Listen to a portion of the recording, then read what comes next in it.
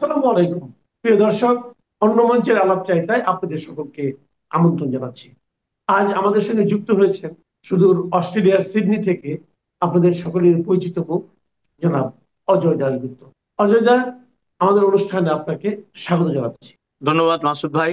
আমাকে আপনি সুযোগ দিচ্ছেন এই জন্য আপনার কাছে এবং আপনার শ্রোতা দর্শকদের কাছে আমার অগ্রিম কৃতজ্ঞতা। অজয় দা, কেমন আছেন? কেমন আপনারা, আপনি এবং ভালো আপনারা আছি। যারা আছেন, ভালো আছেন? আপনি কি ঠান্ডা এই পড়ছে, আমার তো সোয়েটারেই দেখতে পাচ্ছেন ঠান্ডা পড়ছে খুব। হ্যাঁ, আপনি তো বোধহয় এই পট পরিবর্তনের পর আর দেশে আসেননি, না, আমি আর দেশে যাইনি। কিন্তু দেশের সব খবরাখবরই তো পান। এখন তো ধরেন যে ডিজিটাল যুগ না, আপনারা ঘুম থেকে ওঠার আগে আমরা জানি মব ইনজাস্টিস কোথায় কি করতেছে, এটা জেনে যাই আমরা। But এগুলি যখন জানেন, আপনি যদিও একটু হাসলেন, কিন্তু যদি আপনি যখন এগুলি জানেন, জেনে কি ফিলিংসটা কি হয়, অথবা আপনাদের যারা বন্ধু বান্ধব আছে বাঙালি ওখানে যারা আছেন তাদের সঙ্গে যখন আলাপ করেন, অথবা আপনাদের মানে অন্য অন্য দেশের যারা কলিগ আছেন তারা যখন আমাদের দেশ সম্পর্কে জানতে চায়, আপনি সেই উত্তরটা দিতে যে কতটা স্বাচ্ছন্দ্য বোধ করেন? আসলে কি জানেন তো, আমার কেন জানি মোহভঙ্গ হয়েছে মানুষের। অধিকাংশ মানুষের মোহভঙ্গের বেদনাটা আমি দেখতে পাই। একদিকে ধরেন এখানে আমি এটা বললে আমাকে বলতে হবে কি, তিন ধরনের প্রতিক্রিয়া আছে বাঙালিদের মধ্যে। এখন একটা হচ্ছে মোহভঙ্গের প্রতিক্রিয়া, আর একটা হচ্ছে প্রতিশোধের প্রতিক্রিয়া, আর একটা হচ্ছে প্রত্যাবর্তনের প্রতিক্রিয়া। এই তিনটা প্রতিক্রিয়া কিন্তু এখন চলছে পৃথিবীব্যাপী বাংলাদেশিদের ভেতরে। আচ্ছা, মোহভঙ্গটা নয় মোটামুটি বুঝি, কারণ আমি নিজেও হয়তো ওই গোত্রের মধ্যে পড়ি।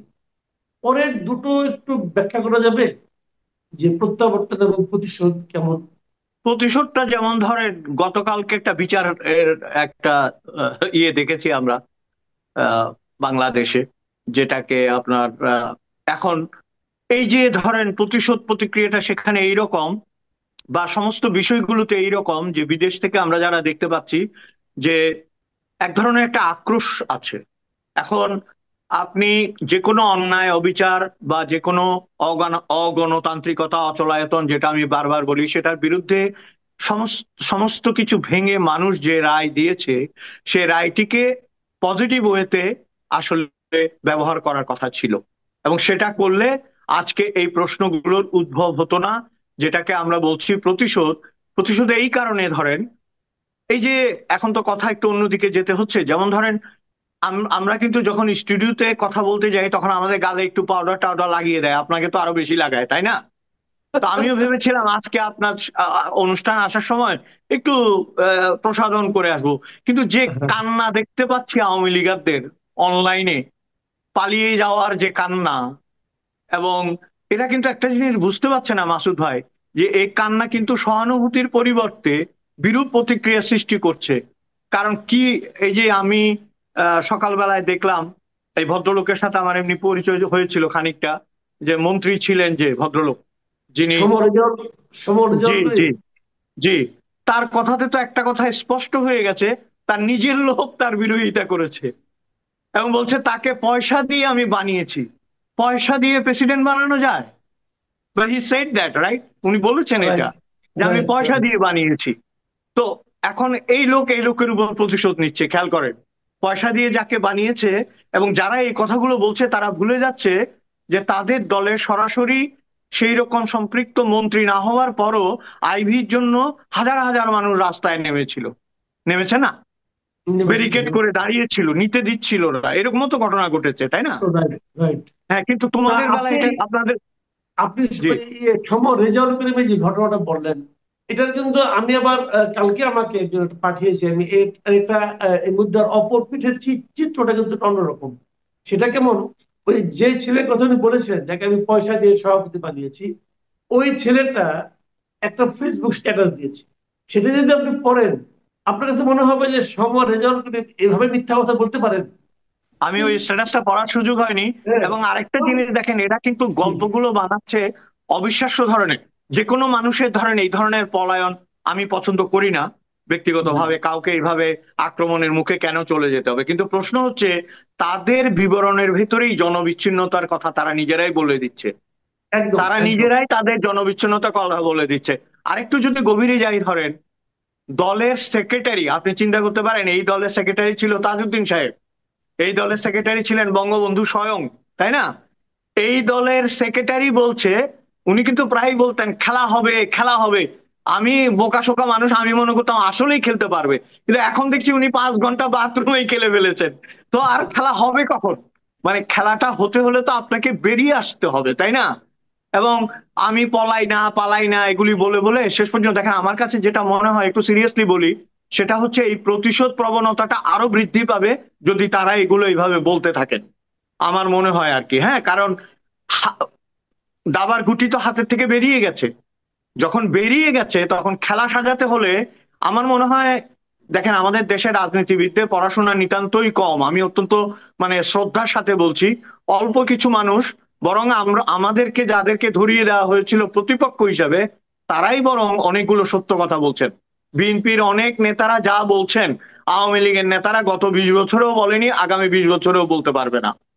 আপনি মেজর আখতারুজ্জামান যেভাবে কথা বলছেন, ফজলু ভাই যেভাবে কথা বলছেন, বা আরো অনেকে, ইভেন ওনারা রাজনৈতিক সভাগুলোতে যে কথা বলছেন, সেই কথাগুলো কিন্তু মানুষের মর্মে মর্মে প্রবেশ করছে, এবং সেগুলো সবচেয়ে বেশি শক্তি যোগাচ্ছে আওয়ামী লীগের লোকদের।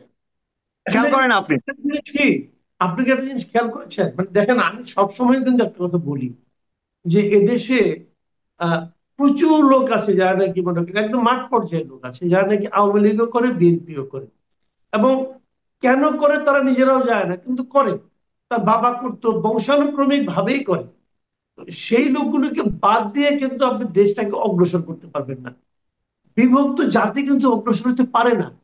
কিন্তু এই যে বিভক্তিকরণের একটা প্রক্রিয়া আমরা দেখেছি, আমরা গত 15 বছর দেখেছি জি। যে বিএনপি জামাতকে বাতিল করে দিয়ে দেশকে এগিয়ে নেওয়ার প্রচেষ্টা। আবার এখন দেখছি যে আওয়ামী লীগের সঙ্গে জাতীয় পার্টিকে, এদেরকে বাদ দিয়ে দেশকে অগ্রসর করতে চাওয়া, এই যে প্রবণতাগুলো, এটাকে আপনি আসলে কিভাবে দেখেন? দেখেন, একটা জিনিস যেটা বললেন, একমাত্র যুদ্ধ অপরাধী ব্যতীত বা যারা দাগী চিহ্নিত আসামি ব্যতীত বাকি সকলের জন্য বাংলাদেশের রাজনীতিতে যে সুযোগটা ছিল, আমি কিন্তু গোড়া থেকে একটা কথা বলে এসেছি, আমি বিডি নিউজ এগুলো নিয়ে লিখেছিও আপনার, যে সবচেয়ে বড় বিষয় হচ্ছে যে কোনো দ্বিধাবিভক্ত জাতিকে সংগঠিত করতে হয় একটা ইউনিফিকেশন প্রক্রিয়ার ভেতর দিয়ে। আমি আপনাকে একটা ছোট্ট ঘটনা বলি মাসুদ ভাই, আমি কম্বোডিয়া গিয়েছিলাম শুধুমাত্র, আপনি জানেন এটা আমাদের চেয়েও যুদ্ধ বিধ্বস্ত একটা দেশ, আমি ভিয়েতনামও গেছিলাম দেখার জন্য ওরা কিভাবে রিকনসিলিয়েশনটা করেছে। আমি যখন নমপেনের জাদুঘরে গেলাম, সেখানে ধরেন বড় বড় ওদের যারা রাজাকার ছিল, ওদের ভাষায় যারা ওদের স্বাধীনতা এবং তাদের মুক্তির ব্যাপারে বিরোধিতা করেছিল, তাদের অনেক স্টেটমেন্ট গুলো তারা বাঁধিয়ে রেখেছে জাদুঘরে, যারা অনুতপ্ত হয়ে ফিরে এসেছে, অনুশোচিত হয়ে ফিরে এসেছে। তা আপনি কি আমাদের দেশে দেখেছেন সেরকম কোনো প্রক্রিয়া? কখনোই করা হয়নি, কখনোই করা হয়নি, শুধু বিভাজন। এই বিভাজনের কারণ ছিল ক্ষমতাটাকে কেন্দ্রীভূত করা, ক্ষমতাটাকে নিজের হাতে নেয়া। আপনি যেটা বললেন একটু আগে, I think this is very important, এখন যাদের কাছে সুযোগ ছিল তারা আরো লেজে গোবরে করে ফেলেছে। একদম, হ্যাঁ, একদম, একদম। এই বিচারটা নিয়ে তো আপনি একটা কথা আপনার মনে পড়তেই পারে, লিবিয়ার গাদ্দাফি বা সাদ্দাম হোসেনেরও একটা বিচার কিন্তু হয়েছিল। হ্যাঁ, জি, এই ধরনের একটা ট্রায়াল কিন্তু হয়েছিল। এই ট্রায়াল গুলো যে হাস্যকর, এবং যার বিরুদ্ধে করা হয় তাকে যে আরো আননোনলি পপুলার করা হচ্ছে, এই বিষয়টাই তারা বুঝতেছে না। একদম ঠিক বলছেন। এতে কিন্তু মানুষের কিন্তু সবসময় মনে করেন তারা ধরেই নেয় যে একজন দুর্বল, একজনের উপর অত্যাচার করা হচ্ছে, এবং জি। তার প্রতি সমস্ত সহানুভূতি যে জমা হতে থাকে ধীরে ধীরে। তো এটা করে লাভটা কি, এটা আমি বুঝি না নিজেও। যা হোক, আমাদের সামনে এখন অগ্রসর হতে হবে। আপনি যে কথাটা বললেন, এই যে মানে দুইজন লোকের নামই আপনি উচ্চারণ করলেন, সমর রেজাউল করিম এবং ওবায়দুল কাদের, এবং বলে যে তাদের এই সমস্ত কর্মকাণ্ড তাদেরকে তো হাস্যকর করেছে, এবং দেশে যে সমস্ত আওয়ামী লীগের লোকজন রয়েছে তাদের জন্যও কিন্তু একটা বিব্রতকর পরিস্থিতি তৈরি করেছে। একটা জিনিস যদি আমাকে একটু বলার অনুমতি দেন, একটা জি, জিনিস খেয়াল করেন, আপনি ওই দলটার সাধারণ সম্পাদক, যে দলটি 15 বছর দোদণ্ড প্রতাপে দেশকে শাসন করেছে এবং কুক্ষিগত করে রেখেছে ক্ষমতা, তাই না? তাদের কথা ছাড়া গাছের পাতা পর্যন্ত নড়তে পারেন এই বাংলাদেশে। এক রাতে আপনি এরকম অসহায় হয়ে গেলেন এবং মবের বিরুদ্ধে ভয় পেলেন, এবং রেজাউল করিম সাহেব এইভাবে বলছেন। তো মুশকিলটা হচ্ছে তাহলে সাধারণ কর্মীরা কি ভাববে? যে আমাদের নেতাদেরই যদি এই অবস্থা হয়, সে যদি পুকুরে গিয়ে কাদার পাঁকের মধ্যে গিয়ে 4-5 ঘন্টার গল্প বলে বা সত্যি বলে, তাহলে আমার তো আন্ডারগ্রাউন্ডে যাওয়া ছাড়া আর কোনো পথ নাই। তাহলে তো আওয়ামী লীগ পাতালপুরি নামে একটা দল করতে হবে, তাই না? আচ্ছা, একটা জিনিস খেয়াল পাতালপুরে করছেন, রেজাউল করিম সাহেবের গল্পের মধ্যে একটা কথা আছে না, উনি একদম খালি হাতে বেরিয়ে গেলেন কিন্তু, তো তারপর ইন্ডিয়া থেকে আবার ইংল্যান্ডে চলে গেলেন, পাসপোর্ট কখন নিলেন? এবং আপনার এটা কিন্তু সাধারণ সম্পাদকও বলেছে যে তাকে আমন্ত্রণ জানানো হয়েছে। যেখানে আপনি জানের ভয়ে মরে যাচ্ছেন, সেইখানে আপনাকে ইনভাইটেশন পাঠানো হচ্ছে। এগুলো এগুলো কিন্তু সন্দেহ এবং প্রশ্নের সৃষ্টি করছে, ক্রমাগত সন্দেহ এবং প্রশ্নের সৃষ্টি করছে। দুটো কথা বললেই তো হতো যে আমি যে ভাই প্রাণ নিয়ে আসতে পেরেছি এটাই যথেষ্ট। আমরা আমরা বুঝতে পারি নাই যে মব এভাবে আক্রমণ করবে, আমরা কোন রকমের প্রাণ নিয়ে পালিয়ে এসেছি। যত যত আপনি ব্যাখ্যা দেবেন, একটা কথা আছে না, আপনি যদি সত্য বলেন তাহলে সেটাকে সাপোর্ট করার জন্য যুক্তির প্রয়োজন হয় না। আর আপনি যদি মিথ্যা বলেন, 101টা কথা সাপোর্ট করে বলতে হবে এবং ক্রমাগত ভাবে আপনি আসলটা ভুলে যাবেন। এটাই নিয়ম। এটা এটা তাদের রাজনীতি, যে তারা মানে তাদের ভিত্তিটাই গড়ে তোলেনি, ভিত্তিহীন একটা রাজনীতি, মানে কিসের উপর যে দাঁড়িয়েছিল এটি বুঝতে পাইনি আমরা। তা না হলে এবার তাসের ঘরের মতো ভেঙে যায় কেন, এটাও ক্লিয়ার না। জনগণের সঙ্গে সম্পৃক্ততা না থাকলে যা হয়, হয়তো যা সেই হয় বহন করতে হয়েছে। ধীরে ধীরে এখন তাসের ঘরে পরিণত হয়েছিল। আর নেত্রীকে রেখেছিল তারা, তাদের নেত্রী বা আমাদের মাননীয় প্রধানমন্ত্রী, ভূতপূর্ব প্রধানমন্ত্রী শেখ হাসিনা, তাকে রেখেছিল কাচের ঘরে। সেটা নয়, বুঝলাম। এটা এখন আমরা কোন দিকে যাচ্ছি? এখন যা দেখছেন, যারা দায়িত্ব নিয়েছেন, তারা কি আপনি মনে করেন দেশকে সঠিক গন্তব্যের দিকে নিয়ে যেতে পারছেন? মোটেও না। আমি আপনাকে এখানে একটা কথা বলতে চাই যে ইতোপূর্বেও আওয়ামী লীগ অনেক শক্তির বিরোধিতার সম্মুখীন হয়েছিল এবং উত্তীর্ণ হতে পেরেছিল। কেন পেরেছিল? তাদের ওই শত্রুগুলোর মধ্যে কারো মেধা ছিল, শক্তি ছিল না। কারো শক্তি ছিল, মেধা ছিল না। কারো অর্থ ছিল না, কারো অর্থ ছিল। সবকিছু একটা নাই একটা ছিল, এরকম ছিল, এই জন্য পেরেছে। এইবার আমাদের ডক্টর ইউনূস সাহেব, তার কিন্তু অল্প অল্প সবকিছু আছে। তার মেধাও আছে, তার শক্তিও আছে, তার অর্থও আছে, তার পরিচিতিও আছে, তার একটা নেটওয়ার্কও আছে। কাজেই আপনারা পরাজিত হয়ে গেছেন। যখন শক্ত প্রতিপক্ষের কাছে পড়েছেন, পরাজিত হয়ে গেছেন।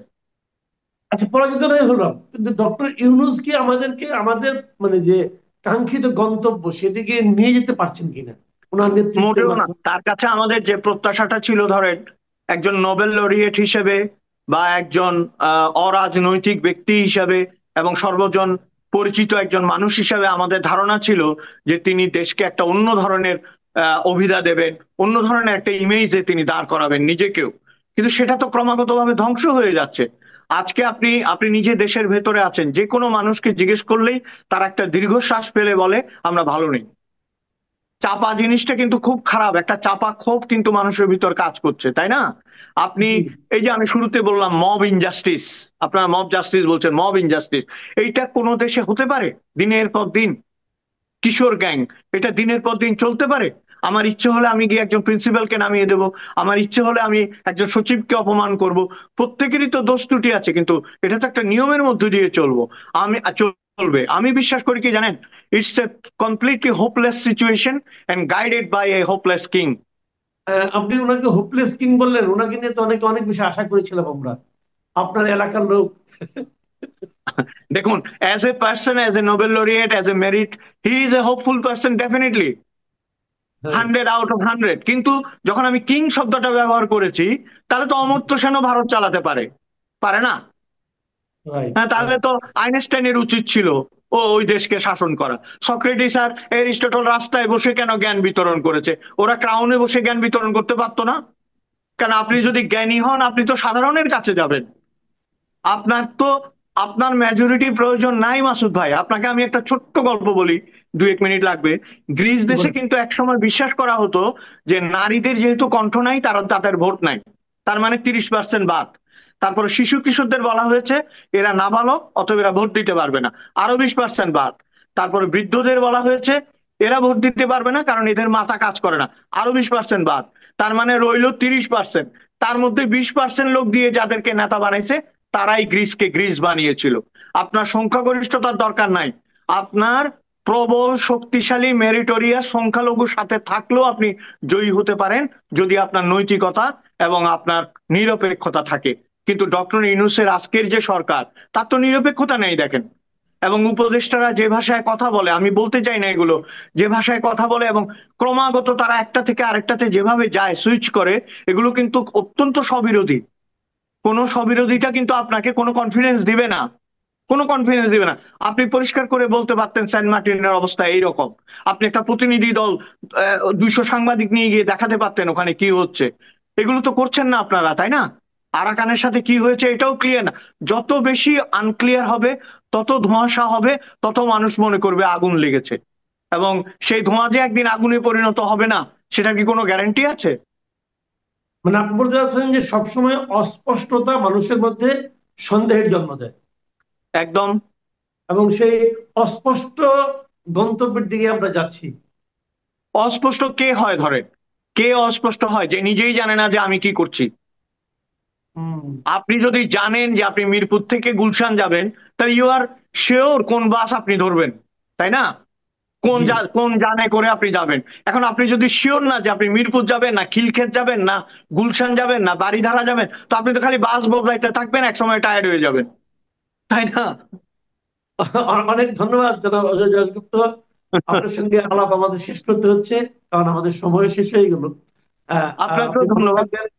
আপনি ভালো জি, থাকবেন, আমাদের জন্য দোয়া করবেন যেন দেশটা ঠিকঠাক মতো যায়। কি হবে আমরা জানি না কিছুই, তারপরে আমরা আশাবাদী হতে চাই, কারণ কিছু নিয়ে তো বাঁচতে হবে। অবশ্যই। আগামীতে আবার আপনার সঙ্গে আবার মিলিত হতে পারবো এই প্রত্যাশা থাকলো। প্রিয় দর্শক, আপনারা শুনলেন জনাব অজয় দাশগুপ্তের স্পষ্ট উচ্চারণ আমাদের দেশ সম্পর্কে, আমাদের যে যা চালাচ্ছেন তাদের সম্পর্কে, যারা চালিয়েছেন নিকট অতীতে তাদের সম্পর্কে। আপনাদের কেমন লাগলো লিখে জানাবেন। আগামীতে আবার কথা হবে। আল্লাহ হাফিজ। ধন্যবাদ।